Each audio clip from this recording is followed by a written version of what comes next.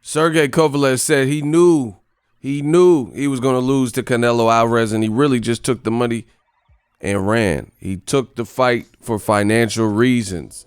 What up, Fight World? It's your boy Ego, and I'm back with some more boxing. Make sure you smash the like button. Also, subscribe to the channel for the latest and greatest in boxing. If you want to become part of the gang, notification gang, please hit the bell icon. Shout out to the super chats, channel donations, the Venmo donations, the Cash App, and the Patreon family. We working. Sign up for ESPN Plus below using my link. It does help the channel. And let's get into it. BOXINGEGO.ru. So Boxing Guru. They posted interview with Kovalev. It's been translated for you guys. Kovalev did not believe in his victory over Canelo, and he called those who believed profane. So just keep in mind this is a translate, so it's not going to necessarily get everything correct. So some of it might be a little bit indecipherable, but he's going in, and I have actually a more accurate translation, so I should probably just read that. But here's the link in the description in case you wanted to follow up with it, and I'll show this on the screen. Kovalev says, anyone who thought that I would win the Canelo fight don't know anything about boxing. It was impossible for me to come victorious under the circumstances that I was in. I had 3 training camps back to back prior to this fight. At first, my fight was canceled while I was in training camp. Then I had to prepare for the yard fight and start another training camp right after that fight. That pretty much killed my body. Making weight was very difficult as well. Canelo's team, all of it, they knew all of it, and that the reason they were so eager to fight me. I took the fight because it was financially beneficial for me. I'm actually surprised that I even lasted until the 11th round, since I was really gassed after the 7th round. Lots of people ask me, why didn't you throw more right hands? Well, I had no power and energy. If I had, I would have thrown more right hands. I think my game plan was working well in the first half of the fight. I was fighting on my back foot, keeping Canelo at bay. It was my fault that I got caught in the 11th, but I have no regrets. I believe everything happens for a reason. Boxing is my job, and I don't fight for belts or medals. I'm in boxing to earn a living. It would have been foolish of me if I didn't accept this lucrative offer. Now, in the words of Bill Duke, you know you done effed up. You know that you said that Kovalev and Canelo, 4 division champion, was not FAF. You know you don't. Oh man, NEWMEDIA, I told you. So let's talk about it. NEWMEDIA denounced everything I said. You're basically hearing it out of Kovalev's mouth that something was awry, something was wrong, something didn't look right in this particular fight. AKA everything I've been saying, an advanced cherry pick. Now you're hearing it from the horse's mouth that he took this fight for financial reasons. He took the fight because he's a prize fighter, and of course, he's gonna accept the offer. He don't care if he has to drain his body or whatever. It was 12 million, it's 12 million, and we're gonna see what happens. And now he's getting a lot of heat, I'm assuming, from people and asking like, hey man, why you look like that? Da, da, da, da. And now he has to, speak to face the music of the people. Like, he took the money and ran, like I said at the beginning. Russian boxer Sergey Kovalev recorded a video in which he said he did not believe in his victory over the Mexican Saul Alvarez. Kovalev said in the conditions in which he was placed, weight category, and preparation time, the victory was not possible. Approaching this fight, I was exhausted. by the 3 preparations for the battles that were earlier, Anthony Yard and all this stuff. Professional sports is work. I'm not in the sports for medal awards. I'm in the sport for the sake of earning. Bro, Kovalev told you he took the bag. Oh, man. Vindication. They say revenge is a dish best served cold. So I want to hear old media please explain themselves out of this, since this is everything I said.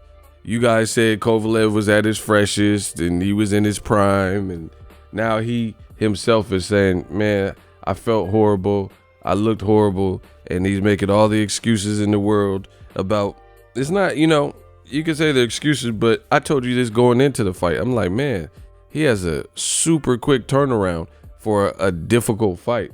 I mean, this is just common sense in boxing, Let's say,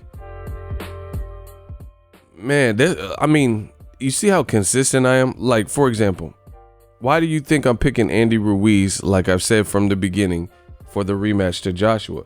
Because Joshua got banged up more, and he's doing an immediate rematch, not giving his body time to rest, not like giving himself true time to process the loss and recover from such a difficult first fight, right? Kovalev got the runaround dealing with Golden Boy, thinking he was going to fight Canelo first before Yard. So he's like halfway in camp, half not knowing what to do. Then it fell apart because Kovalev's team believed that they lowballed him, money in advance. So he was like, no, we're not taking that deal. And then he ended up fighting Anthony Yard.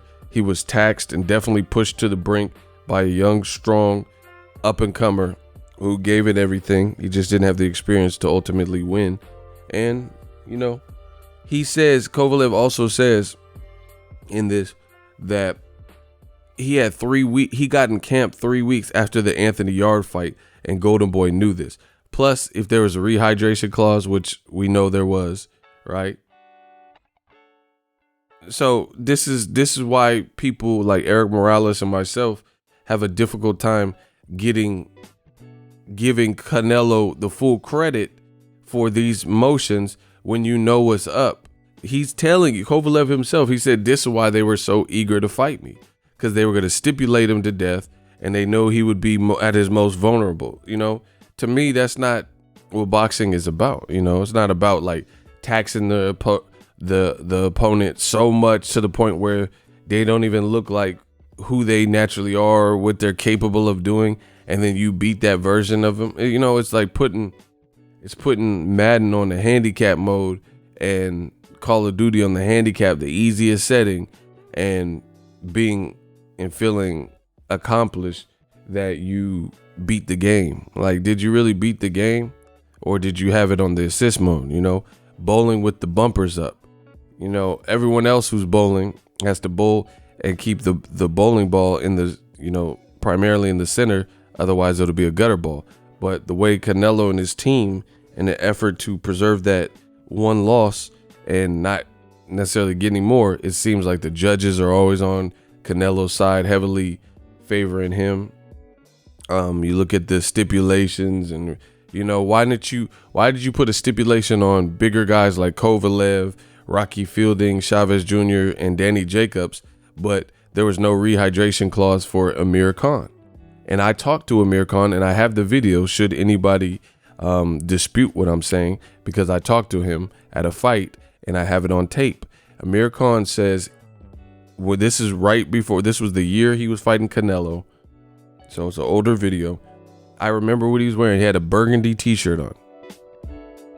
And Amir Khan, it was me and a bunch of media. We did like an impromptu media scrum. The Canelo fight had already been announced, and we were talking to Khan, and he was asked about like, oh, why are you fighting him at 155 or something like that. And Amir Khan says, oh, we talked to Golden Boy, and we tried to get a catch weight like the Floyd fight. We tried to get a rehydration clause, and Golden Boy said no. That's what Amir Khan said. I have it on tape. So once again, when Canelo made up his own weight class of 155, and Amir Khan didn't even look great in his previous fight versus Chris Algieri, and he got rocked in the first round of Chris Algieri fight. Go watch it. And Chris Algieri himself didn't look good in his previous fight when Amir Khan fought him because he had fought Pacquiao and got dropped 6 times, and Pacquiao dusted him up, dusted him off. So you had Algieri, who hadn't even fought at 47 at the point, fought at a catchweight and looked bad and easily lost to Pacquiao, fighting Amir Khan, and it gave Khan a run for his money. That's when Canelo decided to fight him off of that performance, where Amir Khan got hurt by Chris Algieri. You could go to BoxRec, Wikipedia, Google, the commission, whoever you want. This is all true. The chronological order will match up. So it's bad enough you're fighting Amir Khan, not after he fought Devin Alexander or one of his better performances, but you're fighting him after he struggled with Chris Algieri and had a year plus off chasing Mayweather and Pacquiao, trying to get those fights. Couldn't get him, wanted a big fight, so he took the bait, took the whatever money, millions they were offering him for the Canelo fight, and Canelo would not allow him to do any rehydration clause. You know why? Because that would have hurt Canelo more than it helped him, which is what it's all about. If Canelo had to make 154, I think Canelo made difficult. That's why he was campaigning at 155. So he was crashing his body to make the 54. So then eventually it just became, after the Floyd fight, it just became a Canelo weight of 155. So for several fights in a row, Angulo, Erislandy Lara, James Kirkland, Amir Khan, all these fights were contested at a man-made weight class because of Canelo. And he brought Amir Khan up to that man weight. Like in boxing, pounds matter, 1 pound. Even fighting Amir Khan at 154, that's an extra pound Canelo would have to lose.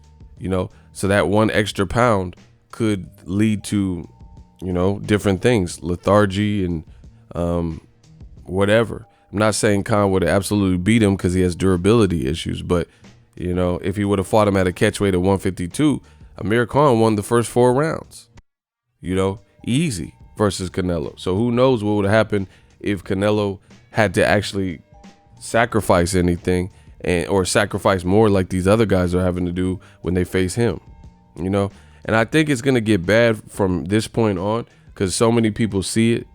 You have classic Mexican legends from the same country as Canelo who never criticized. I never heard Eric Morales criticize Marquez's moves, and I never heard Chavez Sr. criticize Marquez and Barrera and Morales and all these fighters like I've all heard them criticize Canelo's movement. So I think Canelo, the worst thing that could have happened was the Kovalev fight, because I told you, Golden Boy tried it. It looked FAF, and in addition to that, he didn't do great numbers because nobody was checking. I told you it was an advanced cherry pick, and people weren't checking for it. And DAZN, Golden Boy, they made an egregious decision not only to try to push it with the Kovalev fight under the circumstance where people knew that this was an advanced cherry pick, like I told you, but they also decided to do that head up against UFC 244, which was a bad decision. So this one fight, trust me, has pushed Canelo back, because part of why he's getting away with all this, the stipulations and making up the rule, whatever rules he wants and doing things that the sanctioning, if the IBF has it in their rule that you have to do a same day weigh-in, okay, I can get that. But Canelo's not a sanctioning body. He's not the owner of the belts. He doesn't manufacture the belts. So why is it Canelo weight stipulate all this extra stuff all the time? Not just like for this particular fight, it's constant. But this fight messed him up because of how it looked, how it was perceived. It looked staged, looked fixed. In addition, his star power was taking a back seat. He had to be sidelined by the geniuses with DAZN for UFC 244. So the point I'm making is this: when he's the star and he's drawing in crazy numbers and stuff, people are maybe chomping at the bit, like, oh man, I got to fight Canelo, so I got to do everything he says. But now with that's when his star power is heightened. But now if his star power has crashed and he's selling 10,005 tickets, that makes you mortal again. You know, those aren't crazy numbers. Deontay Wilder this week, I bet you more than 10,000 tickets are sold. I bet you it looks liver. So I haven't even got to Vegas yet, but I guarantee you it looks more lively than when Canelo. And I think I believe it'll be promoted better than Canelo Kovalev. So Canelo on this app, DAZN, he's trapped on the app and his star power is waning. So I think people are going to be less grow with all this stipulations and stuff. It's not looking like he's the face of boxing. You know, still popular, but people are going to be less and less likely to just deliver and succumb to all of Canelo's demands. Especially, like, I get it. You want to fight Mayweather. You want an opportunity. You got to give into if he wants to walk out second, blah, blah, blah. But Canelo's star power is not even looking the same. So why would people jump up just to take these opportunities when Golden Boy and Canelo have you pegged to lose from the beginning? This is a bad look. And, you know, some people are going to say Kovalev's salty and he always makes excuses after his losses, which he does. You know, he doesn't take the Ward losses. That was the first one. He didn't take that good. He didn't take the rematch loss to Ward good. He didn't take the Leader Alvarez loss good. So he's almost like the boy who cried wolf. But in this particular case, I told you, you know, this is something a little bit different. Kovalev's, he was keeping Canelo at bay with a pure jab, and it didn't even look like his strongest jab. Can you imagine if Kovalev was the Kovalev, like, fresh off the Bernard Hopkins victory, and then he fought Canelo? So to me, this taints Canelo's win. You can say, oh, he gets credit for moving up and daring to be great. But yeah, you almost have it. It was written like Nas's album when you have all these stipulations. He said he had 3 weeks to rest, and then he jumped into camp. And then he has rehydration clauses that he's never had to deal with for years since he was no longer the IBF champion, because they're the only ones that had a similar rule. So for years, Kovalev could do whatever after the weigh-in. But then now all of a sudden he's forced to comply with these Canelo rules that no belts that were on the line would have forced a same-day weigh-in like Canelo and Golden Boy. This is just a bad look, you know. So I know Kovalev has difficulty accepting the losses, but like I told you, NEWMEDIA, I think he's on to something here. You know, the man is telling you. He said, I had no energy and I took it. For me, this fight was interesting only from a financial point of view. So as time goes on, per usual, the stuff that I say, NEWMEDIA, doesn't sound so far-fetched. Like, he didn't say it was staged or it was fixed, but listen to his statements. Right? He said, just read, does this sound far-fetched that it could be fit? And people who believed in my victory are ignoramuses in the sport. So he's saying you don't know about boxing if you thought I could win. What? Who ever said that in the world of boxing? Name somebody that said, hey, if you believed I could win and had a chance here, then you don't know nothing about boxing. You're an ignoramus. Wow.